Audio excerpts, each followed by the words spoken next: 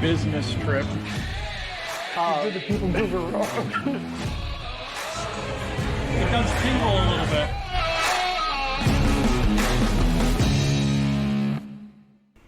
Hey, what's going on, everybody? It's Matt with the DPI podcast, and I've got Peter with Princesses and the Mouse Disney Travel. Yeah, I think that's all of it. And it is top 3 time. We are doing this a day early this week because it's golf season, and you're going to get to see that a lot this year as we get into the spring. So how top 3 works is we pull out a chip from this baggie here. It has a number on the spreadsheet that I'm looking at. There's a corresponding question, comment, category that we give our top 3 answers. So if you want to be a part of this section, you can go over to the website. You'll see it down at the bottom here, or it's patmdisneytravel.wixsite.com/planning. Go up in that top right corner and you could submit your top 3 category today. Don't do it tomorrow, do it today. Yes.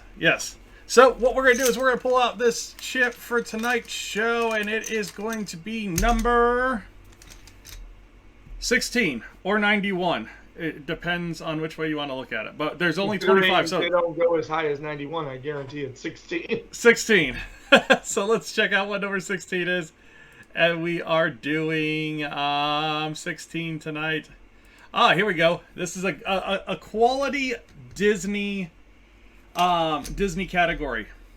We're going to do the top 3 dark rides at Disney. So we've got, well, we don't have anything because my Stream Deck decided it wanted to go somewhere it shouldn't have. So we're going to hang here for a second while my Stream Deck decides it's going to figure itself out, and then we'll go somewhere else. There we go. You got 20 seconds. Planning your first trip and getting overwhelmed by all the details? Planning your next trip and just want some new suggestions on things you haven't tried? Contact me at Princess and the Mouse Travel, and I'd love to work with you planning your next trip to the most magical place on earth. You can contact Princesses and the Mouse Disney Travel on Facebook at PATM Disney Travel. All right, and we're back. Hey, it worked, yeah. So, top 3 Disney dark rides. This is a pretty big category because Disney is basically known for their dark rides. I mean, that's kind of what put Walt Disney on the map with the World's Fair and everything that went along with that. So, Peter, why don't you go ahead and give us your number 3 Disney dark ride? Yeah, and realistically, there's lots of rides that you can be like, it's kind of technically a dark ride. So I have my 3. I have to decide what order I want to go in so that you don't take them there. Right. So I'm going to go with a relatively new ride for my number 3, and I am going to go for Navi River Journey for my number 3. I think that counts as a dark ride, right? Yeah. I think any of those inside boat rides, yeah. Yeah, completely enclosed in a building. You're transported to this completely different world. So I just don't think we talk about Navi River Journey on this show enough. We talk all the time about Flight of Passage and other attractions, shows, and things at Animal Kingdom. Navi River Journey really is a fantastic ride, slow-moving boat ride. It is really, really amazing in there because, as the theme fits here, the building is completely dark except you have bioluminescence all over the place and the kind of the neons of the Forest of Pandora at night. And so from glowing creatures to sort of like bioluminescent algae in the waters. And this ride is really, really visually stunning the first time that you go on it. And it really, really culminates. And what I love about this ride is the massive animatronic of the shaman of the Na'vi, who is sitting there and singing, and just the lifelike nature of the animatronics is absolutely amazing. The song is incredibly catchy. you'll leave the ride, and for the next like hour, you'll be like, "Angai!" right? Like it, and it just doesn't get enough love because it is relatively short, and the ride queue does move relatively slow because the boats are just 2 rows. So at max, they're fitting 8 people, but probably only like 4 to 6 people per time. And the boats can't touch each other, so they have like a locking system in the same way that Frozen does. So they just can't put a lot of boats on in, so that kind of leads to a little bit longer of a ride, and there are definitely more thrilling things to do, but definitely worth mention for one of my top 3 dark rides at Disney. Yeah, and that was really the introduction of this current generation of animatronics. That and Elsa in the Frozen ride were kind of the first 2 of those new style animatronics that they are now placing in parks around the world. So, Disney Plus has a remarkable sort. I just lost the word, but yeah, they have a documentary of sort of creating that animatronic was the most ambitious thing they had ever done. Yeah. So, Peter's number 3, Navi River Journey. I'm going to go to Magic Kingdom. I think I'm going to pretty well stay in Magic Kingdom if things go well. So, I'm going to start with one of the OGs, and I'm going to go Carousel of Progress. And, it's not necessarily a ride, but it's one of those things that Disney used their technology very well to put together an attraction that works very well and that has worked very well for a long time. It's something that usually never has a huge queue. It is a very, I don't even want to say outdated because it is a little outdated, but it hits home with a lot of different people when you get in there, whether it's, your older generation, our parents' generation, our generation. There's kind of pieces in there that we all kind of understand and we appreciate in there. Good use of animatronics, a lot of the old style techniques for changing rooms and that kind of stuff. So just a really, really cool thing that, again, just like Navi River Journey, I just don't think it gets enough love for what it is. I mean, because that really was kind of the start for the American Adventure, the Hall of Presidents, and things like that with mass numbers of animatronics in one attraction. So my number 3 is going to be the Carousel of Progress. Let's go to our number 2s. Yeah, and I really like your number 3 there because, I kind of talked last show about the nostalgia of the 50th anniversary. And if you want to go nostalgia and Magic Kingdom, look no further than the Carousel of Progress all day, right? It literally came from the World's Fair and is now on site over here. So really, really great. I was rolling around with that in mind, so I'm glad it got mentioned here. I'm going to stay in Magic Kingdom, which unfortunately might make you get more creative, but I promise that I'll consider jumping out of Magic Kingdom. I thought about when you said you were going to stay in Magic Kingdom the whole time. I was like, well, maybe then I should just grab one at each of the other parks so that they get some love. But boy, I've got to talk about this one because it is iconic. We kind of talk about the nostalgia and all of that stuff. And so I am going to throw that my number 2 favorite dark ride is Haunted Mansion. So I absolutely love Haunted Mansion. It is just, it's macabre, but not overly spooky. But it might be a little bit too intense for younger kiddos. But then once they kind of realize that they survive through the end and they don't have to come number 1,000, then they typically warm up to it a bit more.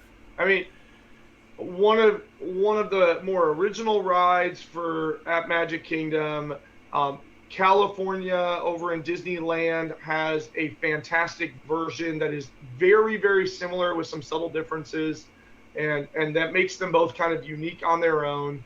But no trip to Magic Kingdom is complete to me unless I've ridden Haunted Mansion. It is just one of those rides that you enjoy it. It's fun.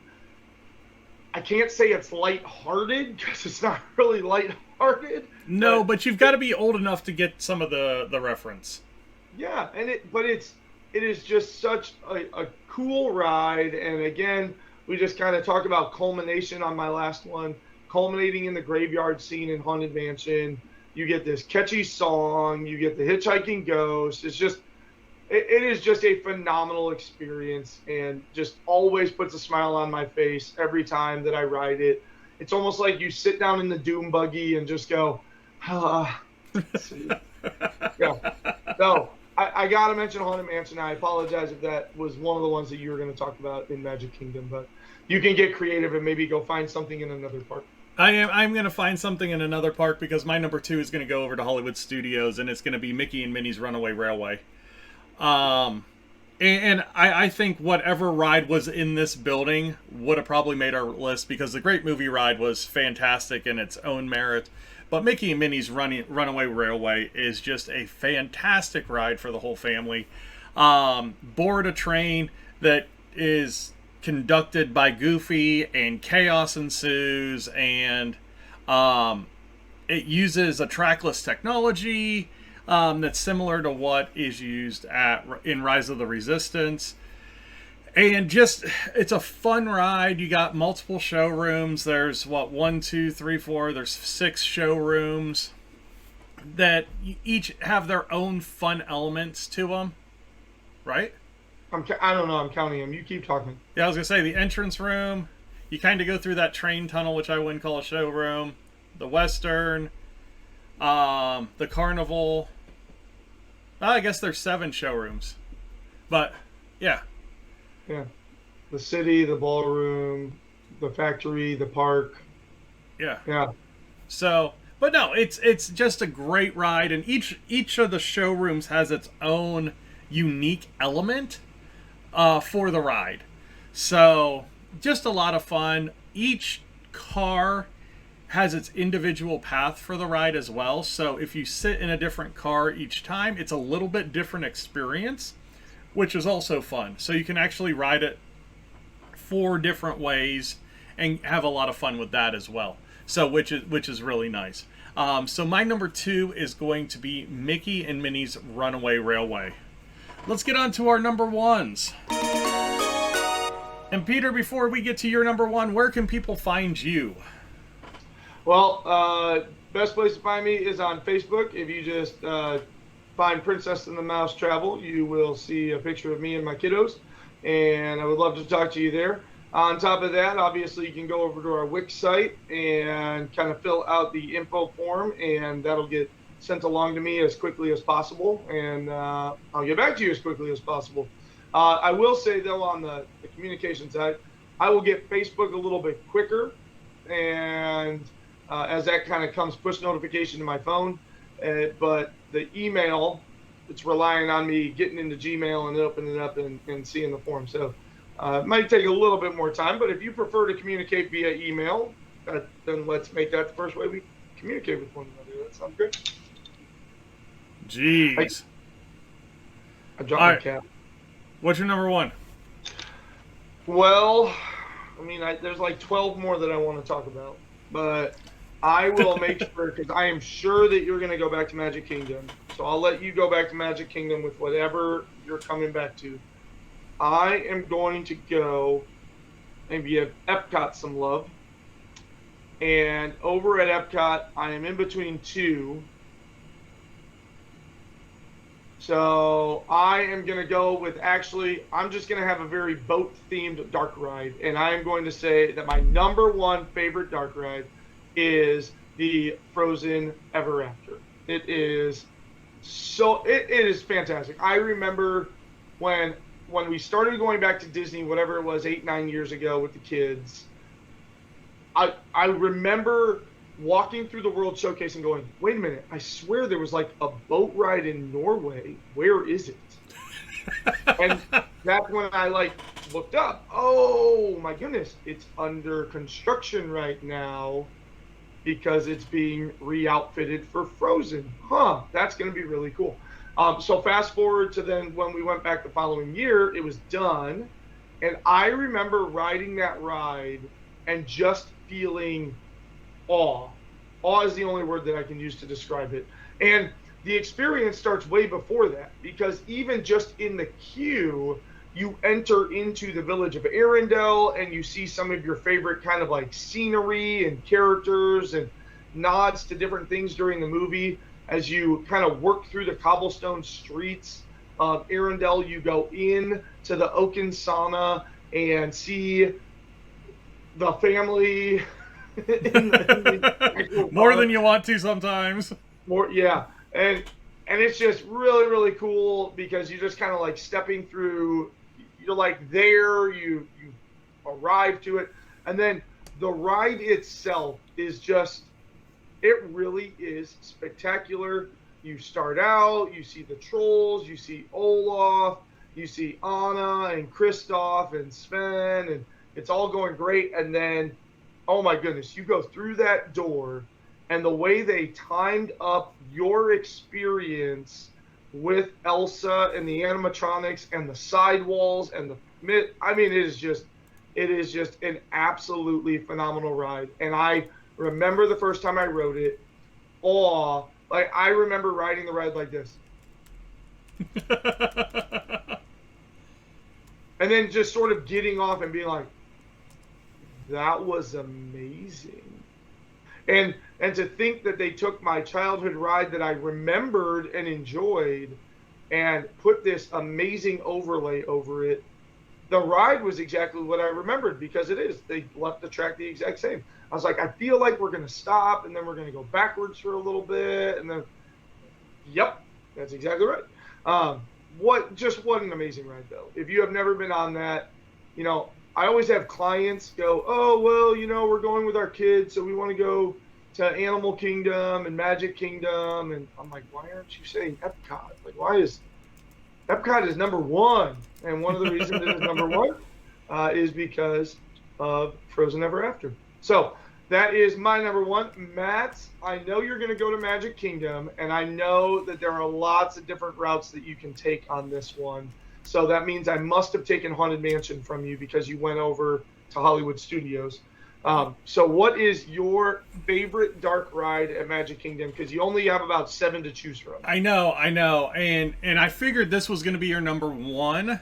So I'm glad that you kind of went away from it. But I had some backups as well. But I'm going to go with Pirates of the Caribbean. Yeah, yes. I was in between those two. I was like, do I go with Frozen? Yeah, it's just so iconic.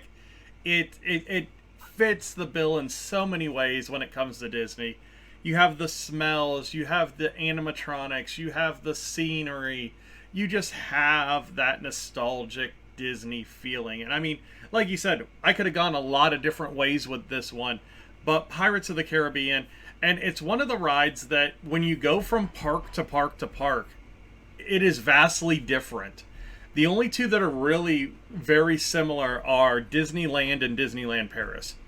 But past that, all of them are very, very different. So if you want to see some cool dark rides and some cool differences between the same dark ride, check out different versions of Pirates of the Caribbean. Because out there are, especially the Shanghai one. The Shanghai one is unbelievable. But the one at Magic Kingdom, fantastic. It's about a 10-minute ride. Just, again, great scenery. You have that iconic queue. Another great queue if you want to get out of the heat or the rain or something like that, because it can hold a lot of people under that canopy. And just, it moves fast. They've got 2 sets of boats going at all times. And just a great way to remember Disney. You know, when I think about our trips, I can always remember a Pirates ride. Like you can always remember a Haunted Mansion ride.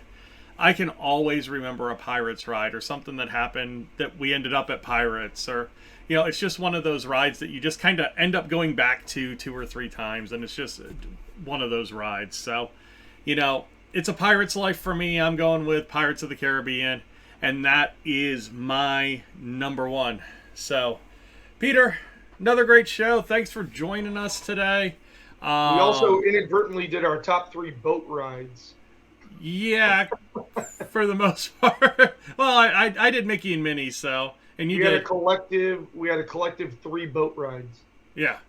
So, if we do a top 3 boat rides one, we're gonna have to drop Haunted Mansion, Mickey and Minnie's, and Carousel of Progress. I stayed away from the boat rides, so we're good.